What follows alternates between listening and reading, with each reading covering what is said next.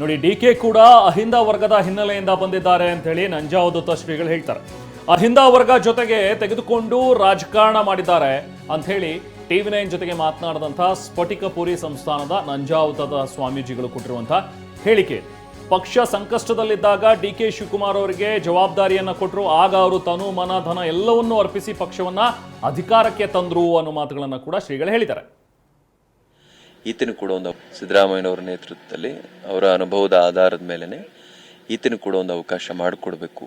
ಶಿವಕುಮಾರ್ ಕೂಡ ಒಬ್ಬ ಅಹಿಂದ ವರ್ಗದ ಹಿನ್ನೆಲೆಯಿಂದ ಮತ್ತು ಅಹಿಂದ ವರ್ಗವನ್ನ ಜೊತೆಗೆ ತೆಗೆದುಕೊಂಡು ರಾಜಕಾರಣ ಮಾಡದಂತ ವ್ಯಕ್ತಿ ಆದ್ರಿಂದ ಅವ್ರಿಗೊಂದು ಅವಕಾಶ ಮಾಡಿಕೊಡ್ಬೇಕು ಅಂತ ಹೇಳ್ತಾರೆ. ಅವ್ರ ಪಕ್ಷದ ಹಿರಿಯರು ಬಹಳ ಸಂಕಷ್ಟದಲ್ಲಿ ಇದ್ದಾಗಲೂ ಕೂಡ ಪಕ್ಷದ ಜವಾಬ್ದಾರಿಯನ್ನು ಕೊಟ್ಟು ಅವರು ತನು ಮನ ಧನ ಎಲ್ಲವನ್ನು ಅರ್ಪಣೆ ಮಾಡಿ ಎಲ್ಲ ಸವಾಲುಗಳನ್ನ ಎದುರಿಸಿ ಆ ಪಕ್ಷವನ್ನು ಸಿದ್ದರಾಮಯ್ಯನವರು ಜೊತೆಗೂಡಿ ಅಧಿಕಾರಕ್ಕೆ ಆದ್ರಿಂದ ಮತ್ತು ಅವರ ಹೈಕಮಾಂಡ್ನವರು ಹಿರಿಯರಿದ್ದಾರೆ. ಸಿದ್ದರಾಮಯ್ಯನವರು ಅವರು ಫಸ್ಟ್ ಟರ್ಮ್ ಮಾಡಬೇಕು, ಸೆಕೆಂಡ್ ಟರ್ಮ್ ನೀವು ಆಗಿ 2.5 ವರ್ಷ ನೀವು ಕೂಡ ಆಡಳಿತವನ್ನು ನಡೆಸಿ ನಿಮ್ಮ ಕನಸುಗಳನ್ನು ಕೂಡ ನೀವು ಸಾಕಾರಗೊಳಿಸಿ ಅಂತ ಕೇಳಿದ್ರಿಂದ ಅವ್ರಿಗೂ ಅವಕಾಶ ಆಗಲಿ ಅಂತೆ. ಇನ್ನೊಬ್ಬ ಬಲಿಪಶು ಶಿವಕುಮಾರ್ ಅವರು ಆಗಬಾರ್ದು, ಅದರಿಂದ ಅವ್ರ ಪಕ್ಷ ಆ ಕಳಂಕವನ್ನು ತೊಡೆದಾಕಬೇಕು. ಅವ್ರ ಪಕ್ಷಕ್ಕೆ ಇದೊಂದು ಅವಕಾಶ, ಸದಾವಕಾಶ. ಅದರಿಂದ ಸಿದ್ದರಾಮಯ್ಯನವರ ಅನುಭವವನ್ನು ಪರಿಗಣಿಸಿ ಇವತ್ತು 7.5 ವರ್ಷ ಸುದೀರ್ಘವಾದ ಅವಧಿಗೆ ಅವ್ರನ್ನ ಮುಖ್ಯಮಂತ್ರಿ ಮಾಡಿದ್ದೀರಿ. ಅತ್ಯಂತ ಯಶಸ್ವಿಯಾಗಿ ಅವರು ಜನಪರವಾದ ಆಡಳಿತವನ್ನು ಈ ನಾಡಿಗೆ ಕೊಟ್ಟಿದ್ದಾರೆ. ಅದರ ಮುಂದುವರೆದ ಭಾಗವಾಗಿ ಅವರದೇ ನೇತೃತ್ವದಲ್ಲಿ, ಸಿದ್ದರಾಮಯ್ಯನವರ ನೇತೃತ್ವದಲ್ಲೇ ಪಕ್ಷದ ಹಿರಿಯರು ಕೊಟ್ಟ ಮಾತನ್ನು ಉಳಿಸ್ಕೊಳ್ಬೇಕು. ಸಿದ್ದರಾಮಯ್ಯನವರ ನೇತೃತ್ವದಲ್ಲಿ ಶಿವಕುಮಾರ್ಗೆ ಅವಕಾಶ ಕೊಡಬೇಕು ಅಂತ ಹೇಳಿ ಬಯಸ್ತೇನೆ. ಇನ್ನು ದಲಿತ ಸಮುದಾಯಕ್ಕೆ ಸಿಎಂ ಸ್ಥಾನ ನೀಡಬೇಕು ಎನ್ನುವಂತಹ ಹೇಳಿಕೆಗಳು ಬರ್ತಾ ಇರೋದು ಚಿತ್ರದುರ್ಗದಲ್ಲಿ ಮಾದಾರ ಚೆನ್ನಯ್ಯ ಶ್ರೀಗಳಿಂದ ಬರ್ತಾ ಇದೆ. ಸಿದ್ದರಾಮಯ್ಯ ಅವರನ್ನ ಕೆಳಗಿಳಿಸಿ ಕೊಡಿ ಅಂತ ಕೇಳೋದಕ್ಕಾಗಲ್ಲ, ಆದ್ರೆ ಒಂದೊಮ್ಮೆ ಸಿಎಂ ಸ್ಥಾನ ಬದಲಾವಣೆ ಆಗತ್ತೆ ಅಂತಾದ್ರೆ ಆಗ ದಲಿತ ಸಮುದಾಯಕ್ಕೆ ಕೊಡಿ, ದಲಿತ ಸಮುದಾಯದ ನಾಯಕರಿಗೆ ಸಿಎಂ ಸ್ಥಾನವನ್ನ ನೀಡಬೇಕು, ಖರ್ಗೆ, ಪರಮೇಶ್ವರ್, KH ಮುನಿಯಪ್ಪ ಅವರಿಗೆ ನೀಡಿ ಅನ್ನೋದು ಮಾದಾರ ಚೆನ್ನಯ್ಯ ಶ್ರೀಗಳ ಹೇಳಿಕೆ. ಮುಖ್ಯಮಂತ್ರಿ ಸ್ಥಾನದಲ್ಲಿ ಸಿದ್ದರಾಮಯ್ಯನವರು ಮುಂದುವರೆದಿದ್ದಾರೆ. ಅವರನ್ನು ಕೆಳಗಿಳಿಸಿ ನಮ್ಮ ದಲಿತ ಸಮುದಾಯಕ್ಕೆ ಕೊಡಿ ಅಂತ ಹೇಳೋದಕ್ಕೆ ಆಗೋದಿಲ್ಲ. ಈಗ ಅವರು ಮುಂದುವರೆದ್ರೆ ಯಾರ್ದು ಕೂಡ ಪ್ರಶ್ನೆ ಬರೋದಿಲ್ಲ. ಅಲ್ಲಿ ಅವರ ಕೆಳಗಿಳಿದ್ರೆ ದಲಿತ ಸಮುದಾಯಕ್ಕೂ ಕೊಡಿ ಅನ್ನುವಂಥದ್ದು ನಮ್ಮ ಸಮುದಾಯದಲ್ಲೂ ಒಂದು ಭಾಳ ದೊಡ್ಡ ಬೇಡಿಕೆ ಇದೆ.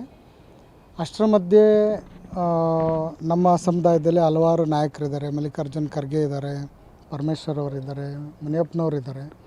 ಅವ್ರಿಗೂ ಒಂದು ಅವಕಾಶ ಸಿಗ್ಬೋದೇನೋ ಅನ್ನುವಂಥ ನಿರೀಕ್ಷೆ ನಮ್ಮ ಸಮುದಾಯದವ್ರಿಗೆ ಸಹಜವಾಗಿಯೇ ಅದು ಆಸೆ ವ್ಯಕ್ತಪಡಿಸ್ತಾರೆ.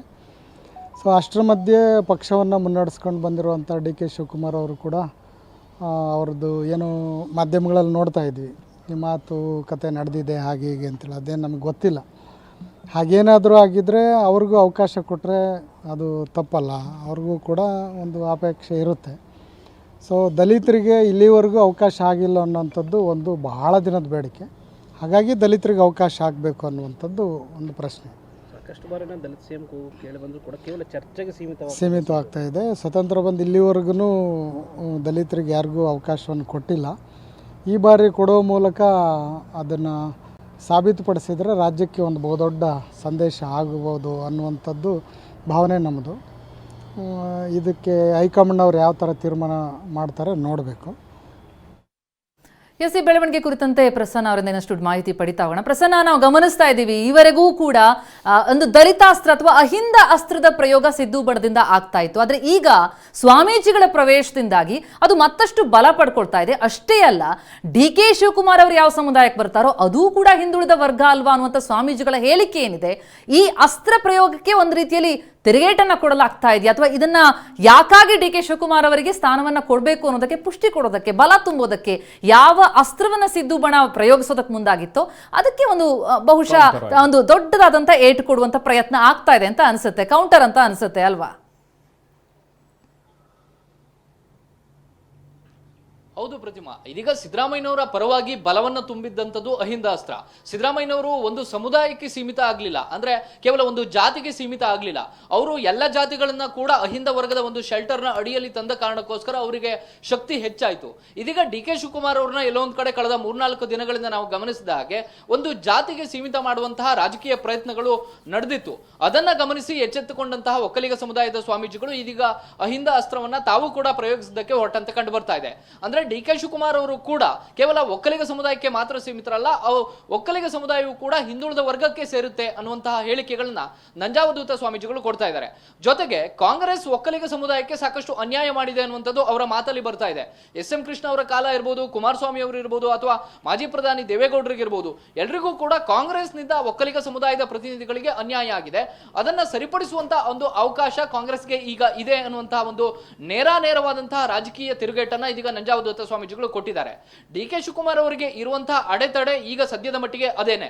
ಅಂದ್ರೆ ಒಂದು ಜಾತಿಗೆ ಎಲ್ಲೋ ಒಂದ್ ಕಡೆ ಸೀಮಿತ ಮಾಡುವಂತಹ ಪ್ರಯತ್ನಗಳು ದೊಡ್ಡ ಮಟ್ಟಿಗೆ ನಡೀತಾ ಇದಾವೆ ಡಿ ಕೆ ಶಿವಕುಮಾರ್ ಅವರಿಗೆ.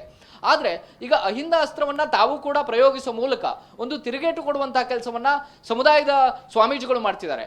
ಅವರೇ ಎಲ್ಲವನ್ನು ನಿರ್ಣಯಿಸ್ತಾರೆ ಅಂತ ಆಗಲ್ಲ, ಆದ್ರೆ ಒಂದು ಪ್ರಭಾವ ಬೀರುವಂತಹ ಕೆಲಸವನ್ನು ಖಂಡಿತವಾಗಿ ಮಾಡೇ ಮಾಡ್ತಾರೆ.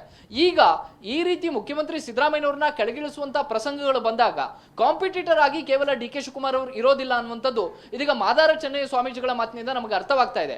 ಅಂದ್ರೆ ಸಿದ್ದರಾಮಯ್ಯನವರು ಮುಂದುವರೆದ್ರೆ ಯಾರು ಕೂಡ ಕಾಂಪೀಟ್ ಮಾಡೋದಿಲ್ಲ, ಆದ್ರೆ ಸಿದ್ದರಾಮಯ್ಯನವರು ಇಳಿಯುವಂತಹ ಪರಿಸ್ಥಿತಿ ಬಂದ್ರೆ ಬೇರೆ ಬೇರೆ ಸಮುದಾಯಗಳು ಕೂಡ ತಮಗೆ ಮುಖ್ಯಮಂತ್ರಿ ಸ್ಥಾನವನ್ನ ಕೊಡಿ ಅನ್ನುವಂತ ಪಟ್ಟನ್ನ ಹಿಡಿಯೋದಕ್ಕೆ ಪ್ರಾರಂಭವನ್ನ ಮಾಡ್ತಾರೆ. ಅದರ ಮುನ್ಸೂಚನೆಯಾಗಿ ಕಳೆದ ಕೆಲ ದಿನಗಳಿಂದ ದಲಿತ ಸಿಎಂ ಅನ್ನುವಂತ ಒಂದು ಕಾರ್ಡ್ ಪ್ಲೇ ಆಗ್ತಿದೆ. ಅದಕ್ಕೆ ದೊಡ್ಡ ಮಟ್ಟಿಗೆ ಜೀವ ಬಂದಿಲ್ಲ, ಆದ್ರೆ ಹೋದಲ್ಲಿ ಬಂದಲ್ಲಿ ಆ ರೀತಿಯ ಒಂದು ಸ್ವರಗಳನ್ನ ಎತ್ತುವಂತ ಕೆಲಸ ಸ್ವಲ್ಪ ಮಟ್ಟಿಗೆ ಆಗ್ತಾ ಇದೆ. ಡಿ ಕೆ ಶಿವಕುಮಾರ್ ಅವರು ಇದೀಗ ತಾನು ಸಾಬೀತು ಮಾಡೋದಕ್ಕೆ ಹೊರಟಂತದ್ದು ತಾನು ಒಂದು ಜಾತಿಗೆ ಸೀಮಿತ ಅಲ್ಲ ಅನ್ನುವಂಥದ್ದನ್ನ ಮೊದಲು ಮನವರಿಕೆ ಮಾಡಿಕೊಡ್ಬೇಕಾಗುತ್ತೆ. ಆ ಒಂದು ಪ್ರಯತ್ನ ಇದೀಗ ಸ್ವಾಮೀಜಿಗಳ ಮಾತಿನ ಮೂಲಕ ಎಲ್ಲೋ ಒಂದು ಕಡೆ ಆ ರೀತಿಯ ಪ್ರಯತ್ನಗಳನ್ನ ಡಿ ಕೆ ಶಿವಕುಮಾರ್ ಅವರು ಮಾಡಿದ್ದಾರೆ. ಮತ್ತು ಅಹಿಂದ ಅಸ್ತ್ರ ಅನ್ನುವಂಥದ್ದು ಬಹುಶಃ ಎಲ್ಲ ಸ್ಟ್ಯಾಟಿಸ್ಟಿಕ್ಸ್ ಅನ್ನ ತೆಗೆದುಕೊಂಡ್ರೆ ಅದು ಹೈಕಮಾಂಡ್ ಸ್ವಲ್ಪ ಎಚ್ಚರಿಕೆಯ ಹೆಜ್ಜೆ ಇಡಬೇಕು ಅನ್ನುವಂತ ರೀತಿಯ ಅಸ್ತ್ರ ಆಗುತ್ತೆ. ಯಾಕೆಂದ್ರೆ 50% ಅಹಿಂದ ವರ್ಗವನ್ನು ಹೊಂದಿರುವಂತ 180ಕ್ಕೂ ಹೆಚ್ಚು ವಿಧಾನಸಭಾ ಕ್ಷೇತ್ರಗಳಿದಾವೆ. ಅಂತ ಕ್ಷೇತ್ರಗಳನ್ನ ಕಳೆದುಕೊಳ್ಳೋದಕ್ಕೆ ಕಾಂಗ್ರೆಸ್ ಸಿದ್ಧವಾಗುತ್ತಾ? ಖಂಡಿತವಾಗಿಯೂ ಎಲ್ಲೋ ಒಂದ್ ಕಡೆ ಒಂದು ಎಚ್ಚರಿಕೆಯ ಹೆಜ್ಜೆಯನ್ನ ಕಾಂಗ್ರೆಸ್ ಇಡುವಂತಹ ಸಂದರ್ಭದಲ್ಲಿ ತಾನು ಕೂಡ ಅಹಿಂದ ವರ್ಗಕ್ಕೆ ಸೇರಿದವನು ಅನ್ನುವಂತ ಒಂದು ಪ್ರಯತ್ನವನ್ನ, ಆ ರೀತಿಯ ದಾಳವನ್ನ ಇದೀಗ ಡಿ ಕೆ ಶಿವಕುಮಾರ್ ಅವರು ಕೂಡ ಉಳಿಸಿದ್ದಾರೆ. ಕೇವಲ ಸ್ವಾಮೀಜಿಗಳು ಹೇಳಿದ್ರೆ ಅದಕ್ಕೊಂದು ಬೇರೆ ಅರ್ಥ ಇತ್ತು, ಆದ್ರೆ ಡಿ ಕೆ ಶಿವಕುಮಾರ್ ಅವರು ಕೂಡ ಅದೇ ಮಾತನ್ನ ಪುನರುಚ್ಚಾರವನ್ನು ಮಾಡಿದ್ದಾರೆ. ಹೌದು, ಒಕ್ಕಲಿಗ ಸಮುದಾಯ ಕೂಡ ಹಿಂದುಳಿದ ಸಮುದಾಯ ಅನ್ನೋ ಮೂಲಕ ತಾನು ಹಿಂದುಳಿದ ಸಮುದಾಯವನ್ನ ಪ್ರಶ್ನಿಸೋದಕ್ಕೆ ರೆಡಿ ಅನ್ನುವಂತ ಒಂದು ಸವಾಲನ್ನ ಹಾಕ್ತಾ ಇದ್ದಾರೆ. ಹೀಗಾಗಿ ಈ ರಾಜಕೀಯ, ಈ ರೀತಿಯ ತಿರುಗೇಟಿನ ರಾಜಕೀಯ ಬೇರೆ ಬೇರೆ ರೀತಿಯ ಸ್ವರೂಪವನ್ನ ಪಡೆದುಕೊಳ್ತಾ ಇದೆ. ಪ್ರತಿಮಾ, ಥ್ಯಾಂಕ್ ಯು ಪ್ರಸನ್ನ.